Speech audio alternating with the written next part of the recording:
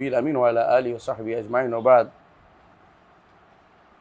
নবী সাল্লাল্লাহু আলাইহি ওয়াসাল্লাম সফওয়ান ইবনে আসাল রাদিয়াল্লাহু আনহুকে যেটা বলেছিলেন আমি তোমাদেরকে সেটাই বলবো, মারহাবা বিতালিবিল ইলম, মারহাবাম বিতালিবিল ইলম। কেন বলেছিলেন? তিনি জিজ্ঞাসা করেছেন, মান জা আবিকা, মা জা আবিকা, তোমাকে কে নিয়ে আসছে, কিসে নিয়ে আসছো তোমাকে এখানে? বলছি জিতু আতলুবুল ইলম, আমি আসছি ইলম অর্জন করতে। রাসূলুল্লাহ সাল্লাল্লাহু আলাইহি ওয়াসাল্লাম বলেছিলেন মারহাবাম বিতালিবিল ইলম, তালিবে ইলম যারা তাদের জন্য মারহাবা। মারহাবা মানে প্রশস্ত করে দিয়েছি অন্তরকে। রাহাবা শব্দের অর্থ হলো প্রশস্ত করা। যেমন রাহাবা ইউরাহিবু তারহিবান, রাহাবা শব্দের অর্থ কোনো কিছু প্রশস্ত করে দেয়া, সংকীর্ণকে বড় করে দেয়া। তো মনটাকে খুলে দিলাম তোমাদের জন্য, যদি তোমরা ইলম অর্জন করতে চাও।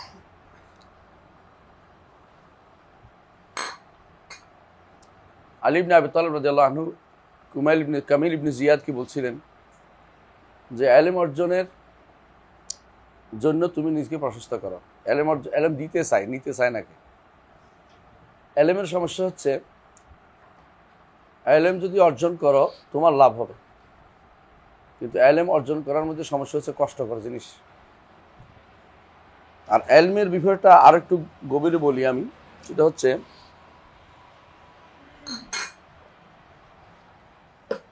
ইলম বলতে কাকে বোঝায়, ইলম কোনটাকে বোঝায়? ইলম শুধু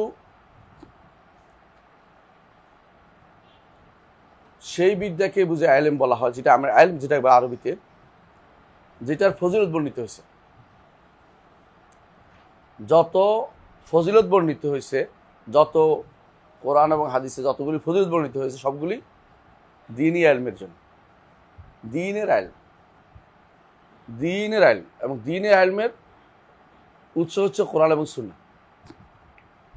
দ্বীনের ইলমের উৎস হচ্ছে কোরআন এবং সুন্নাহ। সুতরাং যেই ইলম কোরআন এবং সুন্নাহ থেকে আসবে না, সেই ইলমে কোনো ফজিলত নেই, কোনো ফজিলত নেই। যদি এমন হয় যে কোরআন এবং সুন্নাহর জন্য দরকার হয়, তাহলে সেটাও আছে ফজিলত। যেমন আমরা আরবি শিখাই কেন? কোরআন এবং হাদিসের জন্য, কোরআন এবং সুন্নাহর জন্য দরকার। এটা হচ্ছে বলতে পারো আলা যন্ত্র, বা এটার মাধ্যমে তোমার কোরআন হাদিস বুঝতে হবে, এটা নইলে বোঝা যায় না। ইবনে তাইমিয়া রাহমাতুল্লাহ আলাইহি এই জন্য বলতেন যে আরবি ভাষা জ্ঞান থাকা ফরজে আইন। এই হিসাবে মালা ইতিমুল ওয়াজিব ইল্লাহি ফাহুয়া ওয়াজিব, এই জন্য তিনি বলতেন আরবি ভাষা জানাটা ফরজে আইন। আসলে কিছু তো জানা ফরজে আইন, কোনো সন্দেহ নেই। যা না হলে সালাত হয় না, তা তো ফরজে আইন। যা না হলে ব্যক্তি কখনো কখনো ফরজে আইনে পতিত হয়। যারা যিনি ফিজিক্স পড়ছে, যে ফিজিক্স পড়ে আসছে, সেই সময় তার জন্য ফরজে আইন ছিল না, এখন তার জন্য ফরজে আইন হচ্ছে। এখন যেহেতু হাদিস পড়বে, তাহলে সময়ের কারণে কখনো কখনো কোনো কোনো ফরজে কে হয় ফরজে আইন হয়ে যায়। ধরো কোন লোক মারা গেছে, তাকে জানাজা দেয়া সবার উপরে ফরজে কেফায়া, কিন্তু যারা সেখানে উপস্থিত আছে তাদের জন্য ফরজে আইন, তাদের জন্য ফরজে আইন। সেই হিসাবে ইলম যেহেতু কোরআন এবং সুন্নাহ বেসড, আপনাকে আরবি শিখতে হবে, আপনাকে কোরআন এবং সুন্নাহ পড়ার জন্য পরিপূর্ণ চেষ্টা চালিয়ে যেতে হবে। যতক্ষণ পর্যন্ত আপনি নিজেকে পরিপূর্ণভাবে ইলমের জন্য একান্ত না করবেন, ইলম আপনাকে তার পথ দেখাবে না। যত বেশি ইলমের প্রতি ঝুঁকবেন, তত বেশি সে আপনাকে নতুন নতুন পথ দেখিয়ে দেবে। ওয়াল্লাযীনা জাহাদু ফীনা লানাহদিয়ান্নাহুম সুবুলানা। আপনি এই পথে চেষ্টা চালাইলে আল্লাহ আপনার জন্য পথ উন্মুক্ত করে দিবেন। আর যদি শুধু ইলম, ওই ইলমের মধ্যে আফাত হচ্ছে, বড় হচ্ছে তলবুদ দুনিয়া। ইলম অর্জন করে দুনিয়া পেতে চান আপনি, এটা হচ্ছে আপনি দিনও হারাবেন, দুনিয়াও হারাবেন। আপনি কোথায় যাবেন এটা আপনি জানেন না, আল্লাহ জানেন। আপনি কোথায় পৌঁছবেন আল্লাহ আপনাকে সেখানে পৌঁছাই দেবে। বুঝছেন কিনা? কোনো ব্যক্তি জানে না ভবিষ্যতে কি হবে, কেউ কি জানে? অনেক কিছু চিন্তা ভাবনা করে কিন্তু হয়ে যায় আরেকটা। এই যে ফিজিক্স ছোটকালে চিন্তা করছে যে একটা বড় একটা প্রফেসর হবে, তারা আল্লাহ ঘুরিয়ে দিছে এদিকে, কি পরিবর্তন হয়েছে না? মানে তার চিন্তা চেতনা পরিবর্তন করে দিছে আল্লাহ।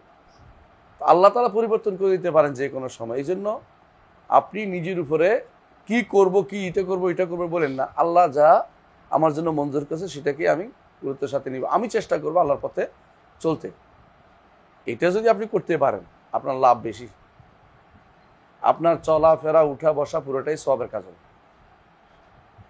আল্লাহ সন্তুষ্টির মধ্যে আপনি বিচরণ করবেন, ফেরেশতারা আপনার জন্য ডানা বিছিয়ে দিবে, মাছ আপনার জন্য দোয়া করবে, পিঁপড়াও আপনার জন্য ইস্তেগফার করবে, এবং ফেরেশতারা আপনার মজলিসে হাজির হবে। ফেরেশতারা আপনার মজলিসে হাজির হবে। ফেরেশতারা আপনার মজলিসে হাজির হবে। আল্লাহ তাআলা আকাশে আসমানের উপরে ফেরেশতাদের কাছে আমাদের কথা আলোচনা করবেন। আপনি এইটাই সুযোগটা হাতছাড়া করেন না। তালেবে ইলম হয়ে মরতে পারলে আপনার লাভ আছে, কারণ আপনি ফি সাবিলিল্লাহ মারা যাচ্ছেন। ওয়াযাকা ফি যাতিল ইলাহি ওয়া ইন ইয়াশা ইউবারাক ফি আওসাল শিলমি মুওয়াজ্জাই লাস্তু উবালি হিনা উকতালু মুসলিমান আলা আইয়ি শাক্কিন কানা লিল্লাহি মাসরাই ওয়াযাকা ফি যাতিল ইলাহি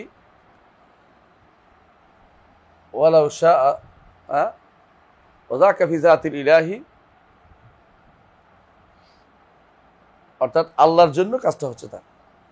ওয়া ইন ইয়াশা ইউবারাক ফি আওসাল শিলমি মুওয়াজ্জাই। কবিতাটা কে বলছিল মনে আছে? খুবাইব রাদিয়াল্লাহু আনহু যখন তাকে ধরে নিয়ে গিয়েছিল, কিভাবে নিচে জানেন তো? আয়েশা বলছে যে আমাদের কিছু টিচার দেন, আমরা তো পড়বো। তো ওনারা বের হয়েছে, কিন্তু টিচার তো পড়তে যায় না, আসলে ওদেরকে ধোকা দিয়ে নিয়ে গেছে। তো সবাই যেটাই করুক না, এই দুইজন ধরা পড়ছে, খুবাইব এবং আরেকজন, খুবাইব ইবনে আদি রাদিয়াল্লাহু আনহু আরেকজন। এই খুবাইব ইবনে আদি রাদিয়াল্লাহু আনহুকে যখন হত্যা করা হচ্ছে তখনকার সময় এই কবিতাটা তুমি বলছেন আমাকে ক্যাবলামুখী করে দাও, ক্যাবলামুখী করা যাবে না। তখন বলছেন আমি কোন পাশে পড়ছি এটা বড় কথা না, আমি তো আল্লাহর জন্য মারা যাচ্ছি। দয়া করে নিয়তটা খালেজ করে ফেলেন যে আমি আল্লাহর জন্য শিখবো, আমি হক নিব, হক নিব, হক বুঝবো, হক নিব। আর বেশি বেশি করে দোয়া করবেন। কি দোয়া করবেন? আল্লাহুম্মা রাব্বা জিবরিল ওয়া মিকাল ফাতিরিস সামাওয়াতি ওয়াল আরদ আলিমুল গায়বি ওয়াশ শাহাদা আনতা তাহকুমু বাইনাহুম ফীমা কানূ ইখতালিফুন ইহদিনি বিল হাক্কি বিইযনিক ইন্নাকা তাহদি মান তাশাউ ইলা সিরাতিল মুস্তাকিম। রাসূলুল্লাহ সাল্লাল্লাহু আলাইহি ওয়াসাল্লাম পর্যন্ত এই দোয়া পড়তেন না? রাসূলুল্লাহ সাল্লাল্লাহু আলাইহি ওয়াসাল্লাম এই দোয়া পড়তেন। এটা হলো হেদায়েতের জন্য এই দোয়াটা প্রত্যেকের জরুরি। অনেকে হয়তো মুখস্থ করে আমরা বসে যে আমি হকের উপর আছি। আত্মপ্রবঞ্চনা খুবই খারাপ জিনিস। নিজেকে প্রবঞ্চনায় ফেলা খুব খারাপ জিনিস। প্রবঞ্চনা হচ্ছে আমি সব জানি, এটা খুব খারাপ জিনিস, এটা করবো না আমরা ইনশাআল্লাহ। সেটা কি আমি এটা জানি, ওইটা জানি, ওইটা জানি, উনি জানা, এটা না। জানার জন্য উৎসুক থাকতে হবে। হতে পারে তিনি যা জানেন আমি যা জানি, হয়তো এমন তথ্য আসবে যে তথ্য আমি আসলে জানি না, এটা অবশ্যই রাখবেন। যেটা গরুর আর কি, এলমের একটা গরুর আছে। ইমাম শাফি বলেছিলেন যে এলম সালাসতু আসবাব, এলম তিন বিগত। প্রথম বিগতে ঢুকলে অহংকারী হয়ে যায়, দ্বিতীয় বিগতে ঢুকলে জানার আগ্রহ বেড়ে যায়, আর তৃতীয় বিগতে ঢুকলে বলে যে আমি কিছুই জানতে পারিনি। তো এলমের জন্য আপনাকে প্রথম বিগতে না ঢুকায়, বুঝলেন তো? এই জন্য আমাদের উচিত বেশি বেশি করে প্রথম কাজটা হবে ইখলাসের সাথে পড়ি। দ্বিতীয়ত আমরা মনে রাখি যে আমি তালেবে ইলম। তালেবে ইলম কোনোদিন ইলম শেষ হয়ে যায় না, কোনোদিনই ইলম কোনোদিনই শেষ হয়ে যাবে না। মানে ইলম তলবের কোনো সীমা রেখা নেই, একেবারে মৃত্যুর আগ পর্যন্ত ইলম তলব করে যাবে। এর মধ্যে যদি আল্লাহ কোনো কাজে লাগায়, মনে করবেন যে আল্লাহ লাগাইছে এটা আমার, বুঝছেন কিনা? এর চেয়ে নেয়ামত বড় কিছু নেই, বিশ্বাস করেন। যদি আপনি সারাটা জীবন ইলমের মধ্যে লেগে থাকতে পারেন, আর যদি আল্লাহ কোনো কাজে লাগিয়ে দেয়, বলেন যে আল্লাহ লাগাইছে, আমি এটার মধ্যে থেকে ইলম অর্জন করব, কোনো সমস্যা নেই। যতটুকু সময় পান ততটুকু আপনি কোরআন, সুন্নাহ এবং সলবে সালিহিনের কিতাব পড়বেন। সলবে সালিহিন কারা তো বুঝছেন, কারা?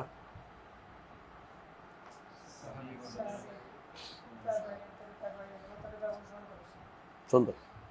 সাহাবা, তাবেইন, আতবাউত তাবেইন, আইম্মাতুল মাতবুঈন, ফুকাহা, মুহাদ্দিসিন, মুফাসসিরিন, মুহাদ্দিসিন যারা আছে সবাই এর অন্তর্ভুক্ত।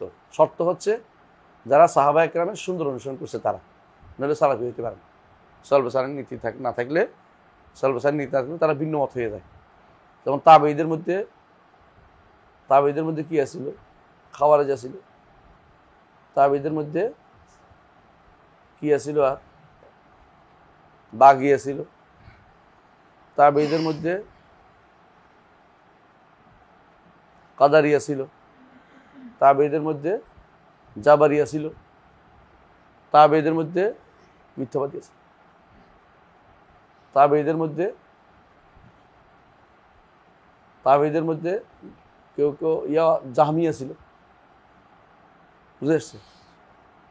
তাহলে তাবেঈদের মধ্যে আবার কেউ শিয়া হয়ে গেছিল, বুঝে আসছে? তাহলে শুধু তাবেঈ পর্যন্ত পুরোটা নেওয়া যাবে না, যারা সালাফদের সুন্দর অনুসরণ করে তারা। সাহাবীদের যারা সুন্দর অনুসারী, কিয়ামত পর্যন্ত যারা থাকবে সিলসিলা, হ্যাঁ, তাবেঈদের মধ্যে বিরাট অংশ ছিল সুন্দর অনুসারী। আতবাউত তাবেঈনের মধ্যে আরেকটু কমছে, ইমামদের যুগে আরেকটু কমছে। দিন দিন এদের সংখ্যা কম হবে, যেটা রাসূল বলেছেন, বাদা আল ইসলামু গরিবান ওয়া সায়াউদু কামা বাদা ফাতুবা লিল গুরাবা। ইসলাম শুরু হয়েছে গরিব হয়ে, মাঝখানে ভালো হয়েছে, সায়াউদু গরিবান, আবার গরিব হয়ে যাবে। এই গরিব অর্থ কি? অপরিচিত, মানে মানুষ এটাকে চিনবে না, মানুষ এটাকে ইসলামই মনে করবেন, মানুষ এটাকে কেউ ওয়াহাবি বলবে, কেউ মাদখালি বলবে। সোজা এটা, বাস্তবতা এটা, এটাই। মানুষ এটাকে কোনো ইসলাম মনে করবে না। বলে এরা আবার কি করে বসে বসে, এরা আবার কি করে এখানে বসে বসে, আমাদের অনেক কাজ, সব বসে বসে এখানে বসে রয়েছে, ঘরের ভিতরে বসে রয়েছে, এটা বলবে ওরা।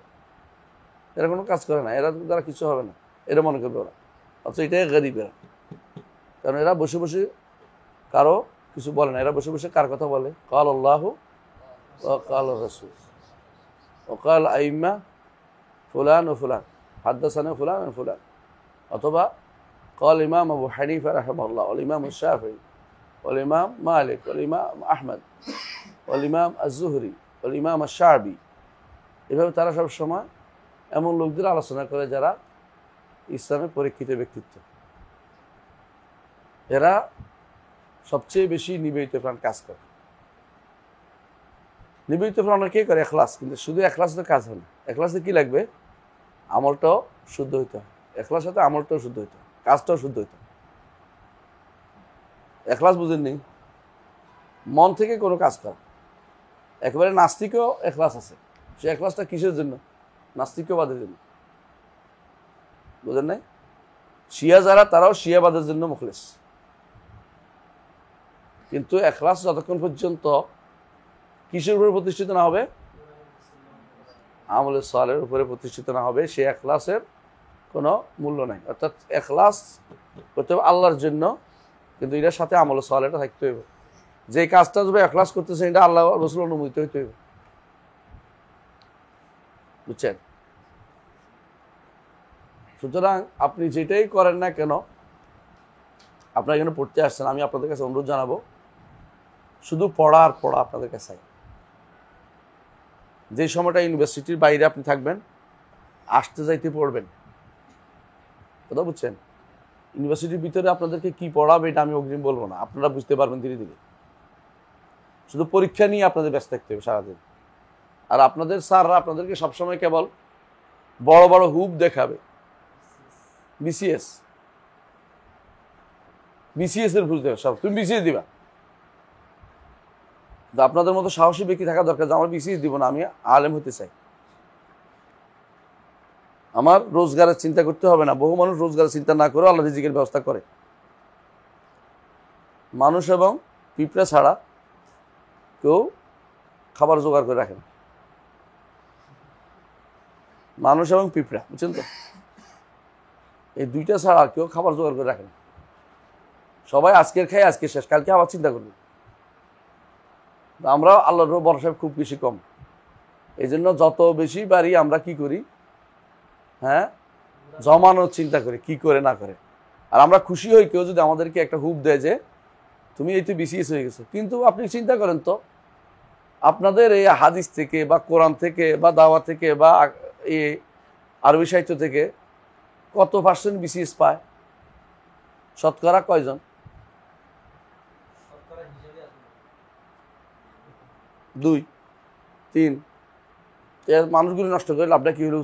আপনাদের স্যাররা যে নষ্ট করে, দুর্ভাগ্য স্যারদের। যে সমস্ত স্যার আপনাদেরকে বিসিএস এর হুপ দেখায়, তারা আসলে নিজেরা ইসলাম বুঝে না। কারণ আপনার ইলমটা শারঈ ইলম। রাসূলুল্লাহ সাল্লাল্লাহু আলাইহি ওয়াসাল্লাম বলেছেন, মান তালাবা ইলমান ইউবতাগা বিহি ওয়াজহাল্লাহ, যে ব্যক্তি এমন কোন ইলম অর্জন করবে যেটা দিয়ে আল্লাহর চেহারা উদ্দেশ্য হবে। ওয়াজহ তো চেহারা না, জান্নাতে আল্লাহর চেহারা দেখবেন, উদ্দেশ্যে আপনি ইলম অর্জন করছেন। সন্তুষ্ট অর্থ অস্বীকার করছি না আমি, সন্তুষ্ট অর্থ হয়, কিন্তু উদ্দেশ্য চেহারা দেখবেন না জান্নাতে, না দেখতে চান না কেউ? তো দেখতে চাইলে অর্থ বাদ দিচ্ছেন কেন? এটা ইউবতাগা বিহি ওয়াজহাল্লাহ, যা যদি আল্লাহর চেহারা দেখার উদ্দেশ্য হয়, হ্যাঁ, লাম ইয়াতলুবু ইল্লা লিআরদি মিনাদ দুনিয়া, দুনিয়ার জন্য কেউ যদি কোনো সেটা অর্জন করে, লাম ইয়াজ আরাফাল জান্নাহ, জান্নাতের সুগন্ধিও পাবে না, সুগন্ধ পাবে না। জান্নাত যাওয়ার দূর কথা, সুগন্ধ পাবে না। তারা বলছে জান্নাতের সুগন্ধ কত দূর থেকে পাওয়া যাবে? মাসিরাতু 40 সানা, 40 বছরের দূরত্ব জায়গা থেকে জান্নাতের সুগন্ধি পাওয়া যাবে। আপনার সুগন্ধি বন্ধ হয়ে যাওয়ার পথ করে দিচ্ছে হুজুরে, স্যারে, প্রফেসরে, আপনার জান্নাতে যাওয়ার সুগন্ধি বন্ধ করে দিচ্ছে। এরপরে ইল্লাত দায়ের করবে, এখানে গেলে তো দিনের খেদমত করবে, ওখানে গেলে দিনের খেদমত হয়, ওখানে গেলে সার করতে করতে জীবন শেষ। বিসিএস দিলে আপনি যেখানে যাবেন সেখানে তো সার করবে।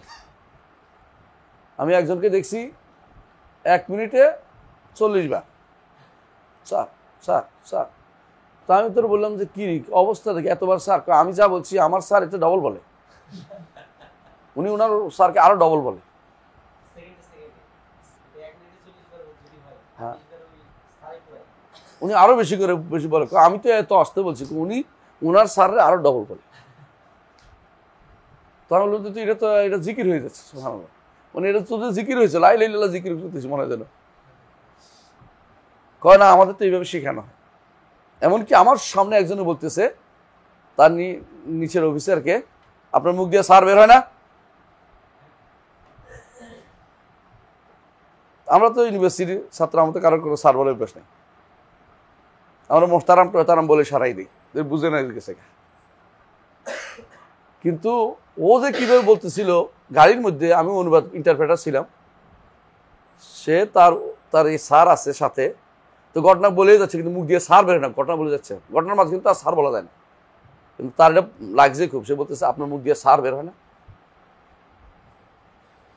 আমি তো কিরে, এর ভিতরে খেয়াল করছে, গল্প বললেও স্যার বলতে হবে মাঝখানে স্যার, এরপরে স্যার, মানে এরপরে স্যার লাগাইতে হবে এরপরে মাঝখান দিয়ে। এগুলো এক ধরনের দাসত্ব তৈরি করে গেছে আমাদের জন্য ব্রিটিশরা দাস বানাই গেছে, কতগুলো দাস শ্রেণী বানাই গেছে। এই 3 শ্রেণী দাস, একটা হচ্ছে সচিবগুলি, বুঝে আসছে, আরেকটা হলো সেনাবাহিনীর লোকগুলো, উপরদের নিচেরা সব দাসত্ব করে, বুঝছেন। আর ছিল সামন্তবাদীরা, তাদের অধীনস্থদের। আলহামদুলিল্লাহ বাংলাদেশ সামন্তবাদ নাই, বেঁচে গেছে। অন্য দেশে এরা তো দাসত্বই করে, বেশিরভাগ সারাদিন কাজ করে, বিকেলে শুধু খাবারটা নিয়ে যায়। এই দাসত্ববাদ যতদিন পর্যন্ত এই দেশ থেকে না যাবে, মানুষের ভিতরে কোনো উপকার কিছু পাবেন না। আপনার জন্য এই জন্য সবচেয়ে সুন্দর জায়গা হচ্ছে এলম। এলম কোনোদিনই আপনাকে ছেড়ে যাবে না, আপনি যদি এলমকে ধরে রাখতে পারেন। আপনার সম্মান খুঁজতে হবে না, এলম আপনার সম্মান বাড়াই দেবে নিজে নিজে, বিশ্বাস করেন। কারো কাছে এলম সম্মান খুঁজতে যাবেন, আপনি অপমানিত হবেন। আপনি এলম দিয়ে সম্মান নেন, কোনোদিন এলম কোনোদিন যাবে না, কোনোদিন যাবে না। এই এলেমের সৌন্দর্য থাকবেই। ইমাম বুখারী রহমতুল্লাহ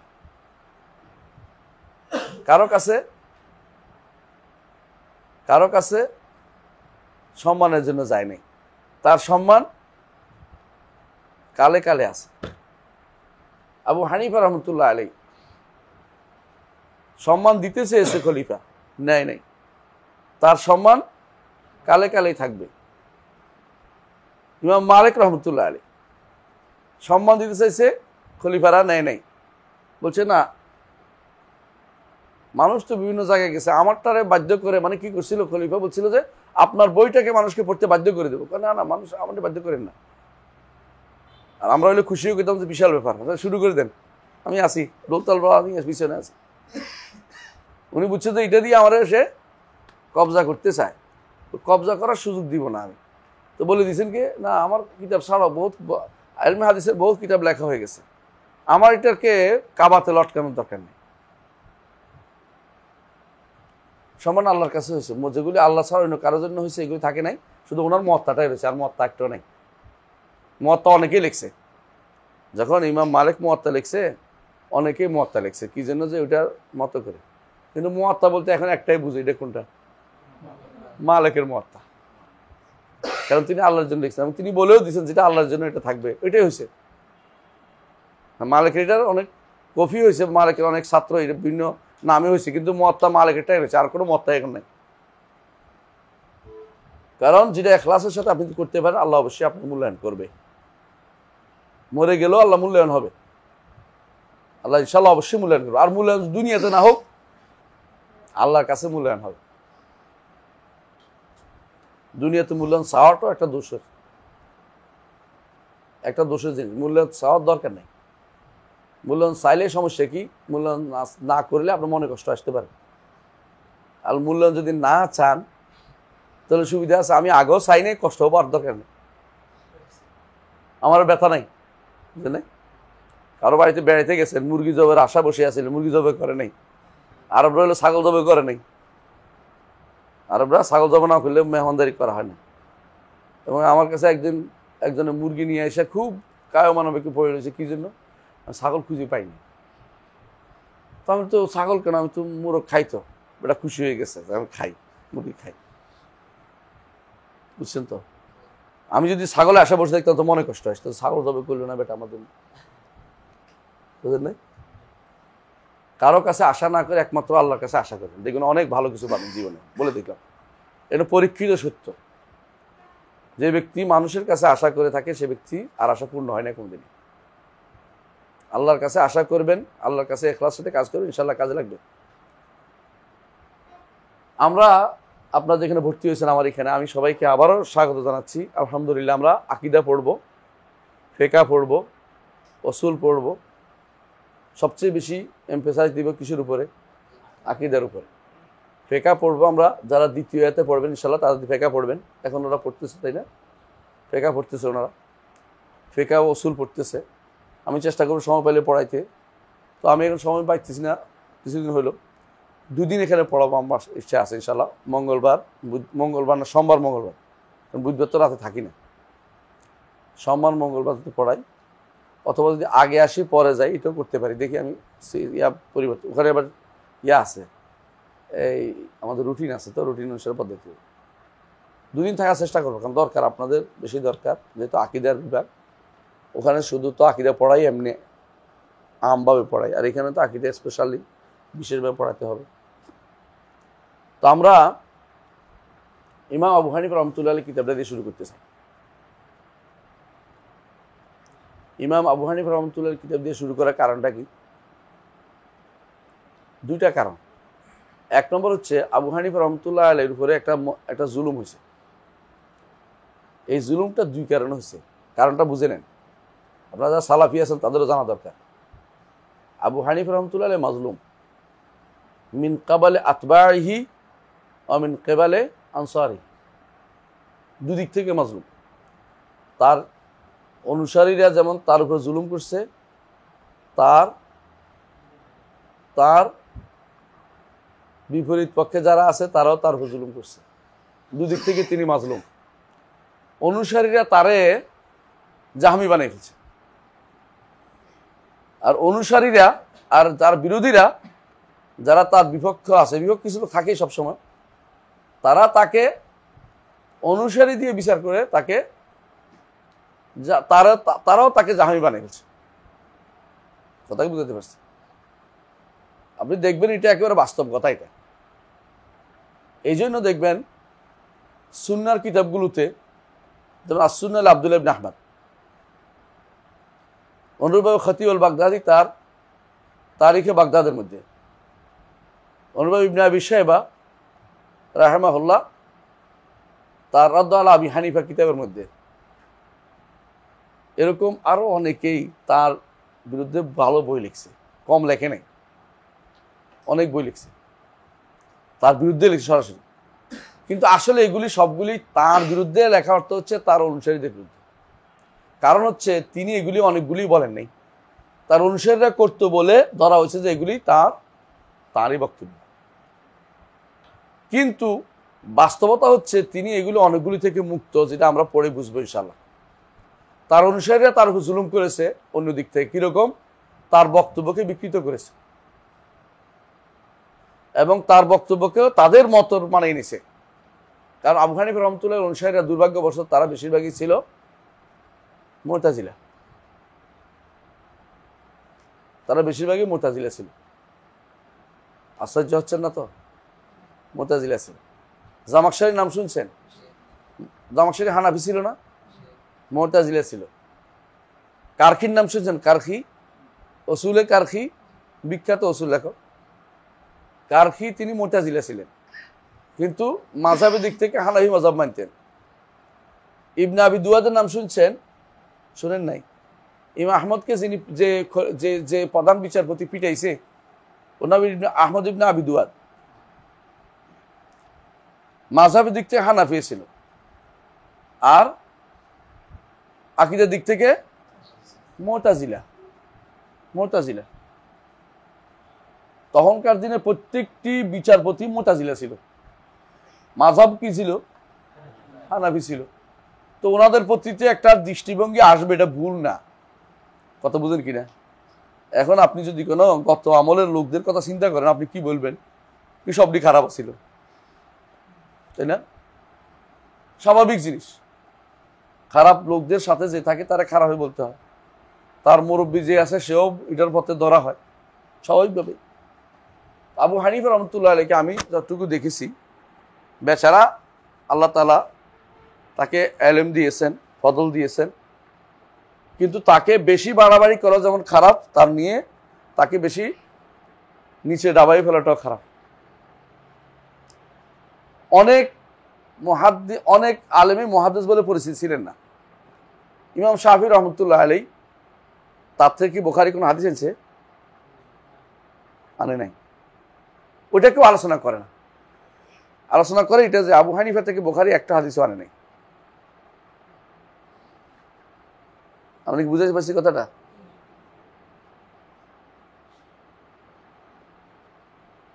আপনি কি বুঝছেন কথাটা?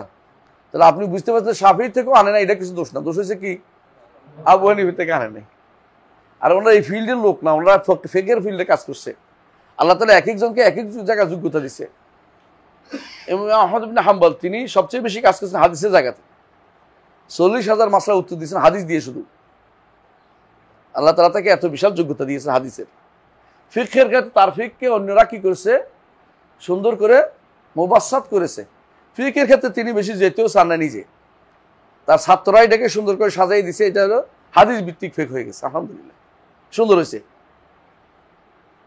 কিন্তু যারা এর আগে ফিকহের পথ রচনা করে দিয়েছেন তাদেরকে তো ইগনোর করা যাবে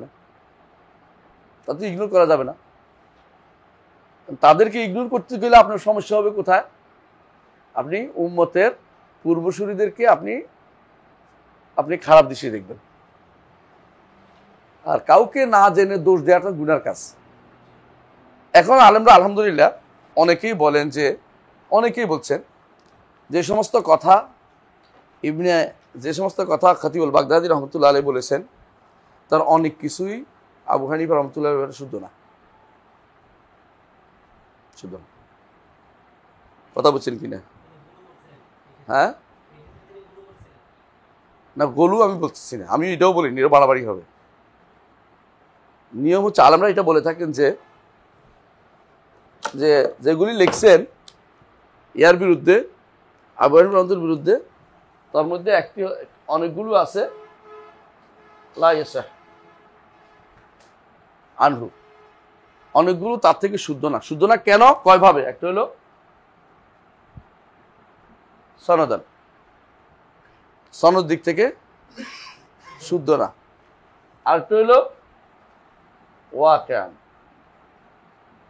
ওই ঘটনা তখন শুরু হয়নি, ওনারা যে দিনতে দোষ দিচ্ছে ওই ঘটনা তখন ওনার মৃত্যু পর্যন্ত এটা আসে না, এই ঘটনা তখন শুরু হয়নি।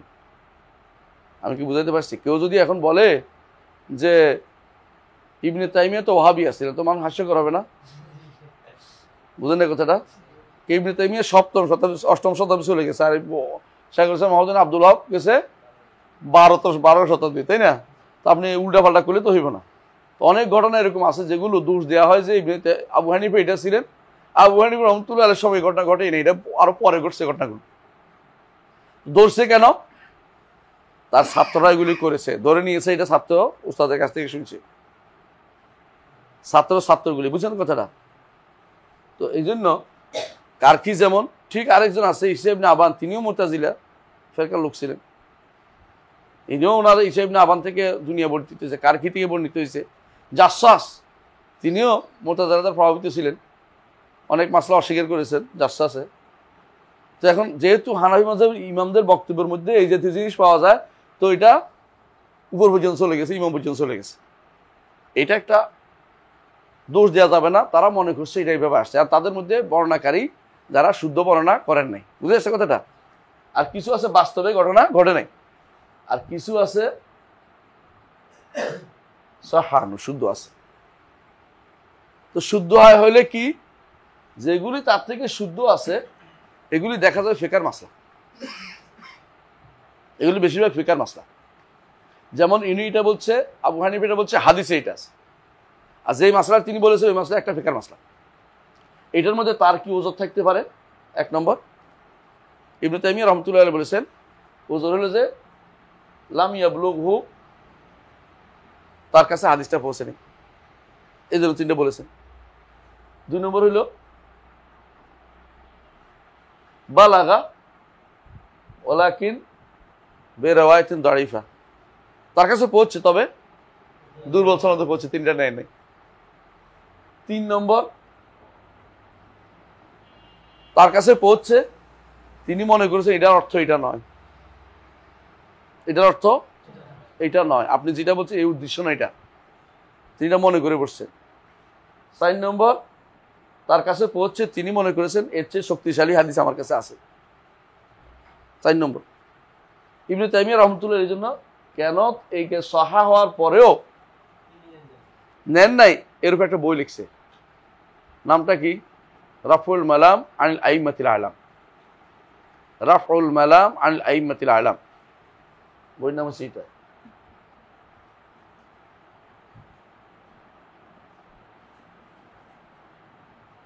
এখানে আছে নাকি রে?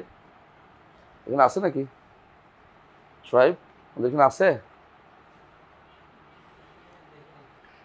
রাফুল মালাম আল আইমাতিল আলাম, বইটা অনুবাদ করে এবং এটা সম্পাদনা করে islamhouse.com এ দিয়েছি, ফ্রি পাবেন ইন্টারনেটে, নামাই নেবেন, লিখে এই নামে খুঁজবেন, islamhouse.com এ খুঁজবেন রাফুল মালাম আল আইমাতিল আলাম, বইটা পড়বেন সবার আগে, প্রত্যেকেই, সালাফিরাও পড়বেন, হানাফিরাও পড়বেন। সালাফি হয়ে মনে করেন না আমি সব কিছু পারি, আমার সব ঠিক, এটা না, আপনাদের সমস্যা আরো বড় মারাত্মক সমস্যা, এটা বলবো না। হানাফিদের সমস্যা হচ্ছে সহিহ আকীদার কোনো কিছু পায় নাই, আর আপনাদের সমস্যা হচ্ছে আপনারা শিখতে চান না। মনে করেন আমি যেটা শিখছি এটাই শুদ্ধ, আর পৃথিবীতে আর শুদ্ধ কিছু নেই। আপনার সব ভুল, আমরা ভুল করলে মানলে আপনি রেগে যান, ঠিক না? রাগ করেন না। হ্যাঁ, সালাফিরা হানাফিরা পায় নাই বলে বলে না, শুদ্ধ পাইলে আলহামদুলিল্লাহ ওরা অনেক ভালো কাজ করতো। আপনাদের ভালো দিকেও আছে, আপনারা শিরিক করেন না, এটা বুঝতাম, ভালো জিনিস, কিন্তু ভুল করেন যে এটা শুদ্ধ করতে চান না জীবনে। আপনাদের হাতের যে গাছ চলে যাবে, পৃথিবীতে সূর্য হয়ে যাবে, আপনাদের কিছু হয় না, এটা মিথ্যা কথা বলতে পারে কেউ? হাতের মধ্যে গাছ উঠবে তো আমার কথা ভুল হয়ে গেলে এটা হয়তো বলতে পারে কেউ? এত বাড়াবাড়ি করা ঠিক না। যেখানে ইমামরাই বলতেন, এটা আমি বলেছি ভুল হইলে, হ্যাঁ ভুল হইলে দেয়ালে চুলি মারো, সেখানে আপনি বলছেন আপনার ভুল হয় না। এটা এত বড় দাবি করা ভালো না, বাগাড়ম্বর করা ভালো নয়। আপনার ভুল হয় প্রমাণিত সত্য। আপনার বইয়ের মধ্যে এমন এমন শব্দ আছে যেগুলো আকীদাগতভাবে সমস্যা আছে। আপনি এমন এমন ব্যাখ্যা করছেন যেগুলো কুফরি আকীদার চলে আসে এগুলোর ভিতরে। হ্যাঁ, আপনি কবর পূজার শিরিক করেন না, পীরগুরিতে শিরিক করেন না, এটা আমি বিশ্বাস করি, ভালো কথা, এটা আলহামদুলিল্লাহ আপনাদের প্রাপ্য জিনিস। কিন্তু আপনাকে শিখতে হবে যে শুদ্ধ কোনটা। শিখতে পারলে আপনি বুঝতে পারবেন যে ভুল আসলে আছে, একটা দুইটা না, অনেক মাসালা। এই বইটা সবাই আগে পড়বেন, আমি শুনবো, এই বইটা সবাই পড়বেন। তোমরা নেট থেকে বের করে দিতে পারবে না? বের করে দিবে, তাই না?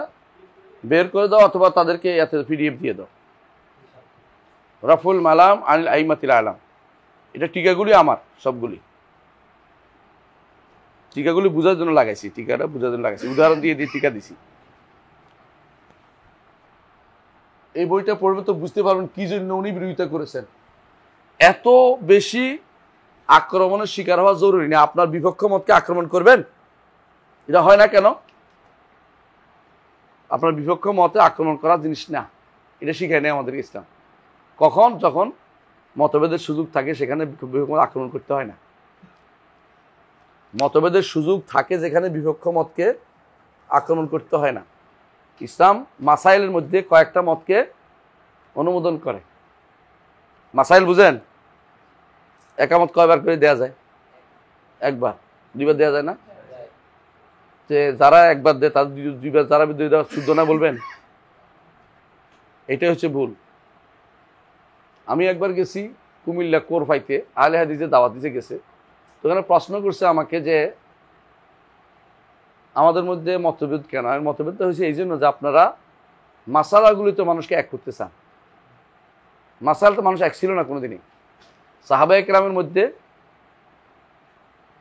একজনে বলতো ঘুমাইলে অজু যায়, আর একজন সাহাবীরাই বলতো ঘুমাইলে অজু যায় না।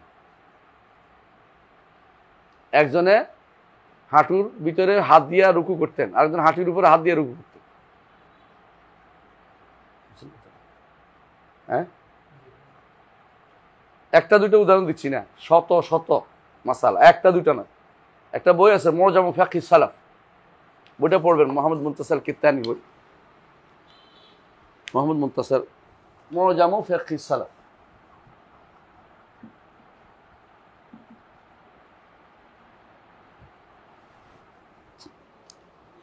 কোন কোন মাসালাতে আবু বকর এক মতের, ওমর আরেক মতের, ওসমান আরেক মতের। তাই বলে কি একমত করার চেষ্টা করছিল? না, এটা হবে না, কারণ ভিন্ন মত থাকবে এখানে। একমত জোর করে করার দরকার নেই। বুঝাইতে পারলে বুঝাবেন, না বুঝাইতে পারলে অন্তত সালাত হবে, তাই না?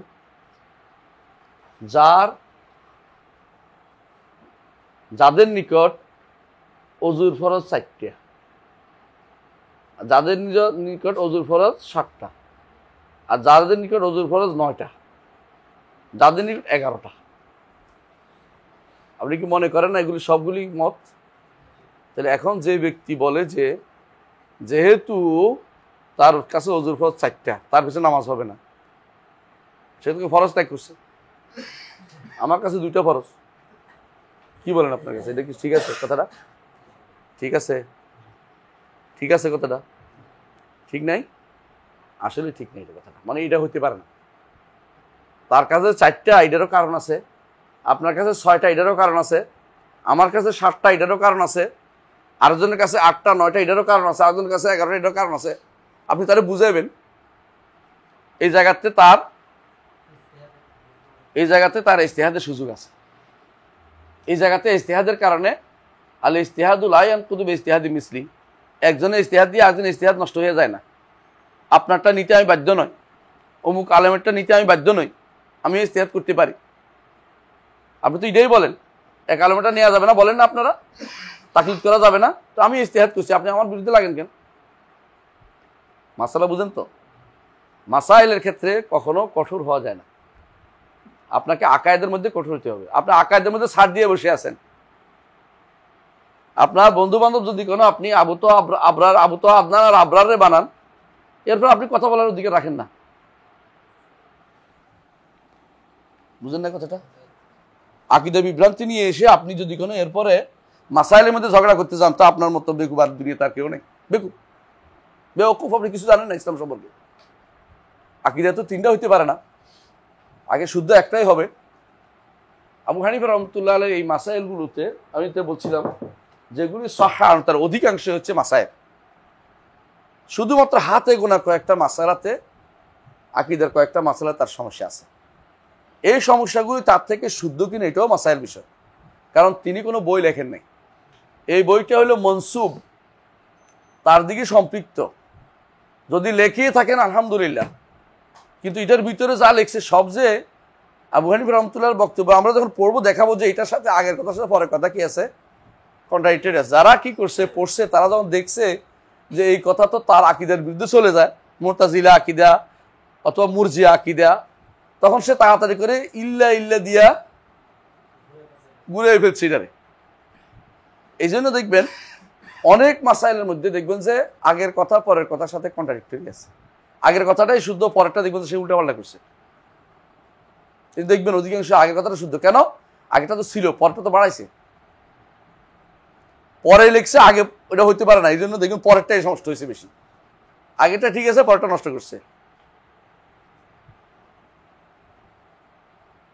তাহলে আমাদেরকে যে জিনিসটা আমাদের সবচেয়ে বেশি দরকার, এটা হচ্ছে ইমামদের ব্যাপারে সম্মান বজায় রাখতে হবে। আবু হানিফা হোক, মালিক হোক, শাফিঈ হোক, আহমদ হোক, মুহাদ্দিসিনদের ব্যাপারে সম্মান বজায় রাখতে হবে। ভুল করলে ভুলের জায়গাটা দেখতে হবে, কতটুকু ভুল, কোন জায়গায় ভুল।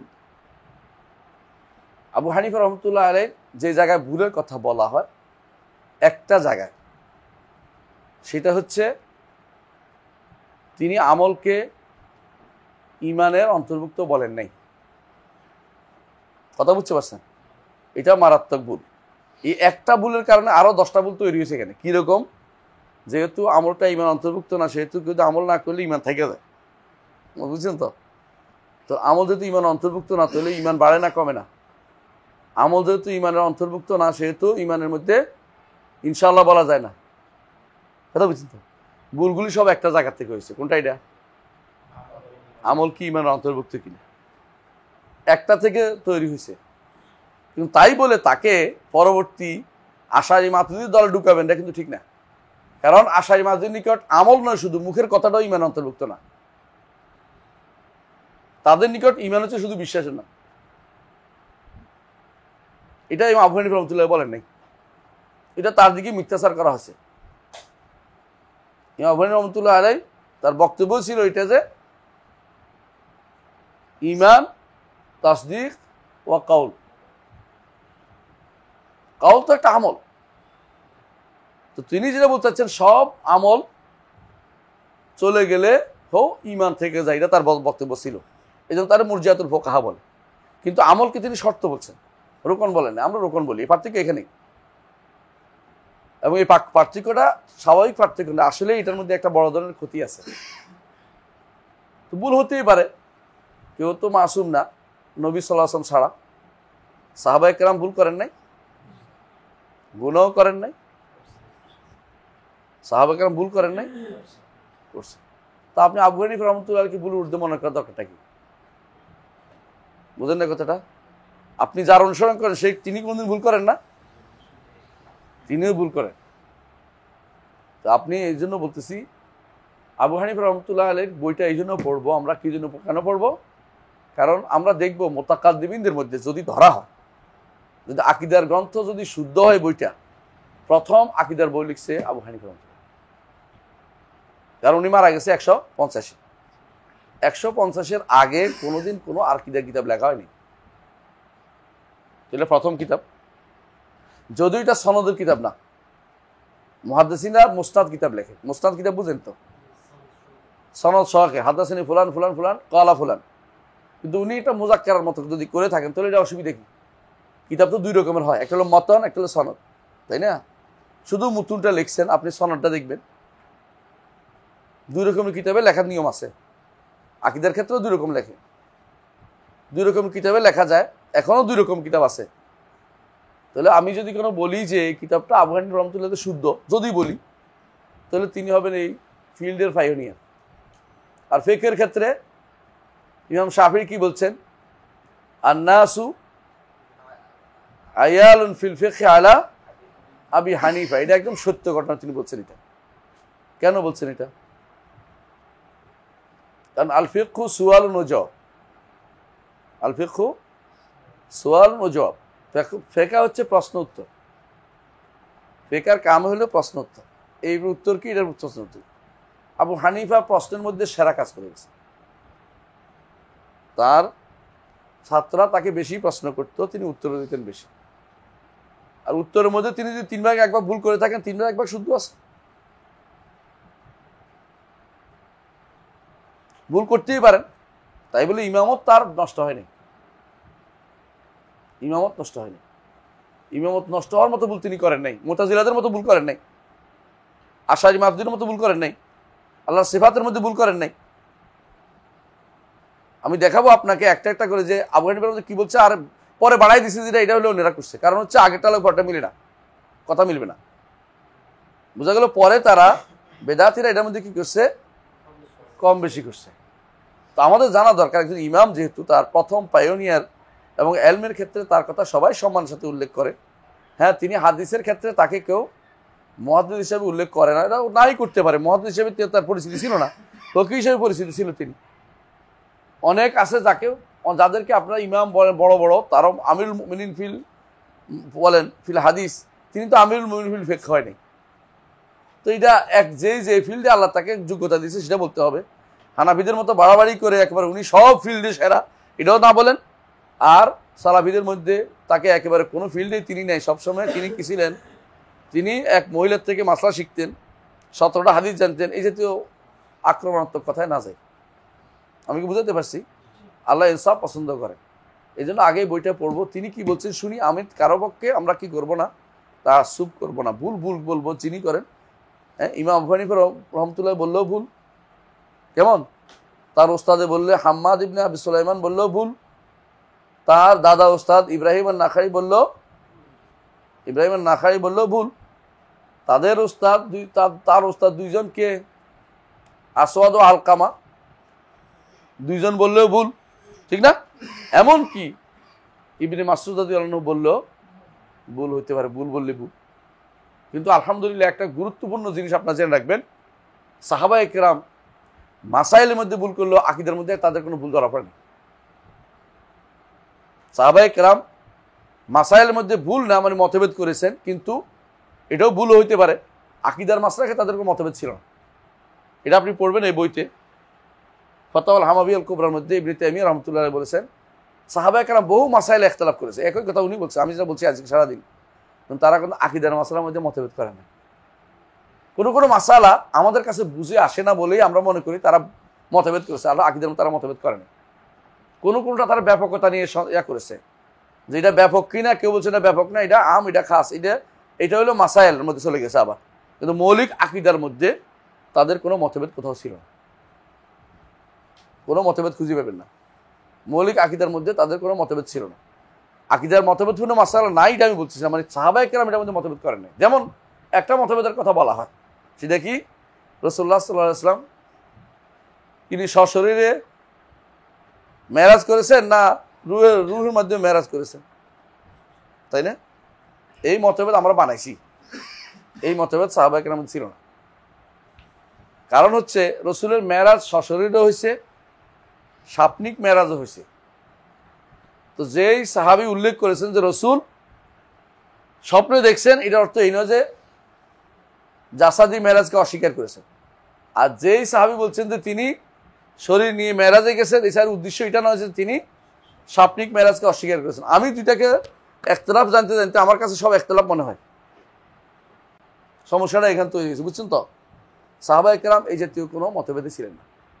কোনো আয়াতের অর্থ দুইটা দুই রকম বুঝছেন, এটা হতে পারে। ফারতাকিব ইয়াওমা তা'তিস সামাউ বিদুখানিম মুবিন, সূরা দুখান আয়াত। ফারতাকিব, অপেক্ষা করুন যেদিন আসমান ধোঁয়া নিয়ে আসবে। এক অর্থ হচ্ছে কিয়ামতের আগে ধোঁয়া আসবে, একটা ধোঁয়া, যে ধোঁয়া কি করবে,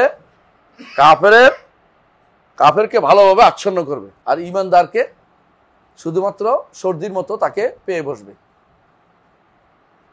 এটা হচ্ছে ইবনে আব্বাসের তাফসীর। আব্দুল্লাহ ইবনে মাসউদ বলে যে না, যে জানে এটা বলতে হবে, এটা ঘটনা, এটা একটা ঘটনা সম্পর্কে বলা হয়েছে। ঘটনাটা কি? ঘটনাটা হচ্ছে এটা যে রাসূলুল্লাহ সাল্লাল্লাহু আলাইহি ওয়াসাল্লাম বদদোয়া করেছেন কুরাইশদেরকে। কুরাইশরা যে অভাবে তাড়না, যেদিকে তাকায় এদিকে শুধু ধোঁয়া দেখে। এটা কি একটা বিরোধী? না, দুটোই হইতে পারে। হ্যাঁ, তিনি একটা তাফসীর বলছেন, তিনি আরেকটা তাফসীর বলছেন, এটা একটা বিরোধী না। বিরোধী না। বিরোধ কারা দেখে জানেন? বিরোধ দেখে যাদের অন্তরে বক্রতা আছে, তারা শুধু বিরোধ দেখে। সুতরাং আমি যেটা বলতে চাচ্ছি, আমরা এই কিতাবটা ইনশাআল্লাহ পড়বো। আগেও পড়েছি, ওরাও পড়েছে কয়েকবার, আলহামদুলিল্লাহ। কিন্তু আমরা আবার পড়বো, কিন্তু অল্প সময় নিয়ে ইনশাআল্লাহ, বেশি ব্যাখ্যা করবো না, শুধু তার বক্তব্যগুলি শোনার চেষ্টা করবো, তিনি বুঝতে চেয়েছেন কি। এবং কোথাও যদি কোনো আমরা দেখি যে এটা তার বক্তব্য হওয়ার মতো না, সেটাও আমরা ইনশাআল্লাহ আপনাদেরকে বলে দেবো ইনশাআল্লাহ। যেমন ধর আর জওহার নিয়ে আলোচনাটা এখানে পাবেন, আপনি শিওর থাকেন যে এটা আবু হানিফা রাহমাতুল্লাহর সময় আসেনি, বুঝছেন তো? যদি ফালসাফি কোনো কথা যদি থাকে, বুঝবেন তো আবু হানিফা রাহমাতুল্লাহ শুরু হয় না। এটা শুরু হয়েছে 150-এর পরে। মামুন যখন আসছে, খলিফা মামুন যখন ক্ষমতায় আসছে, তখন এই ফিতনাটা শুরু হয়েছে। কারণ তিনি এগুলো অনুবাদ করছেন, বিভিন্ন দর্শন ডেকে আনছেন, বিভিন্ন কালাম শাস্ত্রের মান্তিক ডেকে আনছেন, নিয়ে আনছেন, অনুবাদ করাইছেন, তখন এগুলি যাত্রা শুরু হয়েছে, বুঝে আসছে। এর আগ পর্যন্ত এত বাড়াবাড়ি ছিল না। হয়তো কেউ জানতো, কেউ বলতো যে এটা শিখিও না, সাবধান, এটা শিখলে বিপদে পড়বা। আর আমরা সবসময় তাদেরকে ঘৃণা করে গেছি। তো এরকম অনেক শব্দ আছে যেগুলো পরবর্তীতে এখানে অনেক সময় দেখবেন যে এখানে আসছে, এগুলো আসলে শুদ্ধ হতে পারে না। তারপরেও আমরা এটা পড়বো কেন? আমরা বুঝবো যে ইমাম আবু হানিফা কি আকীদা ছিলেন, বর্তমান হানাফিরা কি আকীদা আছে, এটা আমাদের জানা দরকার। এই কারণগুলি বিশ্লেষণ করে আমরা বুঝতে পারবেন যে ইনশাআল্লাহ আকীদার মাসআলাতে কারা বিরোধী আসলে প্রকৃত, সেটা আমাদের জানা দরকার। 4 ইমাম আকীদার মধ্যে মৌলিকভাবে কোনো বিরোধ ছিল না। আকীদার মধ্যে ইমামদের মত একটাই ছিল। কোনো মাসআলাতে নির্ধারিত কয়েকটা মাসআলা শুধুমাত্র আবু হানিফা রাহমাতুল্লাহ আলাইহি এটা বলা হয়। এমন কৌল কোথাও কেউ ইমাম আহমদ থেকেও বর্ণনা করে, কিন্তু এগুলো শুদ্ধ না। আবু হানিফা রাহমাতুল্লাহ আলাইহি বর্ণনা করে শুদ্ধ না, এটাও আমরা বলতে পারি, যেগুলো তাহলে শুদ্ধ নাও হইতে পারে। আর যদি শুদ্ধ হয় তাহলে এটা তিনি ভুল করছেন, ভুল তিনি করতেও পারেন, সমস্যা নেই। কিছু মাসালায় ভুল হলে অর্থ তার ইমামত সাকাত হয়ে গেছে, এটা নয়। তো এরকম যদি হয় তাহলে পৃথিবীতে কোনো আলেম থাকবে না। ইমাম যাহাবী এই জন্য লিখছেন, ওয়ালাউ আন্না কুল্লা মান আখতা খাতান আও যাল্লা যাল্লাতান তারাকনাহুমা বাকিয়া লানা মিন উলামাইল ইসলাম আহাদ। যদি প্রত্যেক পদস্খলনকে আমরা পদস্খলিত আলেমকে ছেড়ে দেই, যদি ভুলকারীকে আমরা ছেড়ে দেই, মুসলিম আলেমদের মধ্যে একজনও অবশিষ্ট থাকবে না। সবাইকে কোনো না কোনোভাবে আক্রমণ করা যাবে, কথা বুঝছেন? সুতরাং আলহামদুলিল্লাহ আমরা এটা পড়বো। আজকে আর পড়বো না ইনশাল্লাহ, আগামী ক্লাস থেকে আমরা শুরু করব। এই কিতাবের ইনশাল্লাহ শুরুটা আলোচনা করবো যে কেন তিনি কি দিয়ে শুরু করছেন, কেন শুরু করছেন। একটা সৌন্দর্য হচ্ছে এই কিতাবের, আকিদার কিতাব লিখতে হলে প্রথমেই ইমানের কথা আনতে হবে, আরকানুল ইমানের কথা আনতে হবে। আবু হানিফা রাহমাতুল্লাহ আলাইহি এটা দিয়ে শুরু করছে। এটা একটা সুন্দর জিনিস। দেখবেন আপনি প্রথম শুরু করছে আরকানুল ইমান দিয়ে। হ্যাঁ, কত নম্বর পৃষ্ঠা?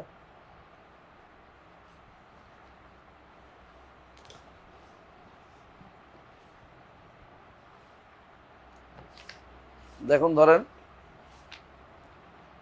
93 পৃষ্ঠা থেকে শুরু হয়েছে। 93 পৃষ্ঠা থেকে শুরু হয়েছে। দেখবেন প্রথম শুরু করেছে আমানতু বিল্লাহি ওয়া মালাইকাতিহি ওয়া কুতুবিহি ওয়া রুসুলিহি ওয়াল ইয়াউমিল আখির ওয়াল বা'স বা'দাল মাউত ওয়াল ইয়াউমিল আখির ওয়াল বা'স বা'দাল মাউত ওয়াল কদরি খাইরি ওয়া শাররি।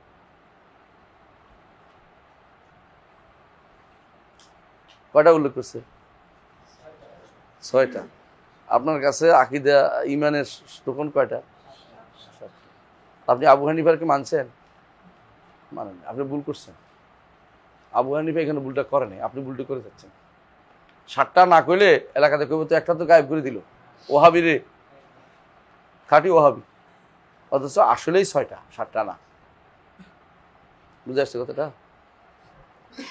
আলা কুল্লি হাল, ইনশাআল্লাহ আগামী ক্লাসে বাকিটা পড়বো ইনশাআল্লাহ। এখন আমরা যথেষ্ট থাকি। সুবহানাকাল্লাহু ওয়া বিহামদিকা আশহাদু আল্লা ইলাহা ইল্লা আনতা আস্তাগফিরুকা ওয়া আতুবু ইলাইক। আসসালামু আলাইকুম ওয়া রাহমাতুল্লাহি।